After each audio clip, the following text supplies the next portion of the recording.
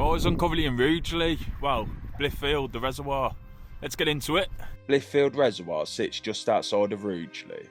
What appears today as a calm stretch of open water was once a shallow valley shaped by the River Blythe. The reservoir is entirely man-made and was officially opened on the 27th of October 1953 by Queen Elizabeth, the Queen Mother. At its deepest point, the water reaches around 14.5 metres. It holds tens of millions of litres of water. It plays a vital role in supplying drinking water to large parts of Staffordshire and the surrounding region. The land used to create Blithfield Reservoir was purchased from Lord Bagot, whose family has owned the land in the area continuously since at least 1086. To allow the valley to be flooded, 6 farms were lost beneath the rising water. Of those 6, only 2 properties were low enough to end up permanently below the reservoir's surface.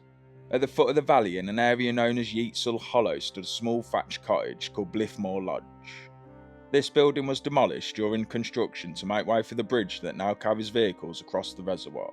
The second structure was Blithfield Mill, positioned on the western bank of River Blythe.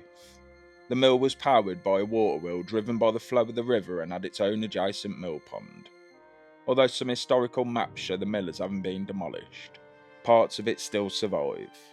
When the water level drops significantly, the foundation stones and sections of brickwork around the mill pond can still be seen, briefly reappearing from beneath the reservoir, as they did during low levels in 2002. To create the reservoir itself, a dam was constructed to block the River Blythe, allowing the valley behind it to flood. Water is drawn from the reservoir through the outlet pipes that run beneath the overflow and is then transported to Seedy Mill near Lichfield, where it's treated and converted into clean drinking water before entering public supply. But Blithfield Reservoir isn't just about storage. Every single day, at least 24 million litres of water must be released downstream as what's known as a compensation flow. This release is mandatory, even during periods of drought, and exists to protect the stability and ecology of the River Blythe below the dam.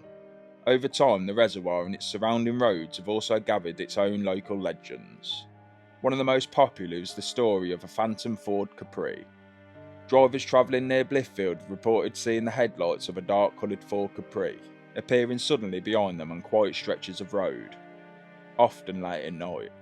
The car is said to follow closely for a short distance before vanishing without warning, usually near bends or dips in the road. But despite repeated reports, no physical evidence has ever been found, and no confirmed incidents have been officially linked to the sightings. Like many rural ghost stories, the phantom Ford Capri has become part of the area's modern folklore. Today, Blithfield Reservoir appears calm and unchanged, but beneath its surface lie flooded farms, lost buildings and the remains of a working valley.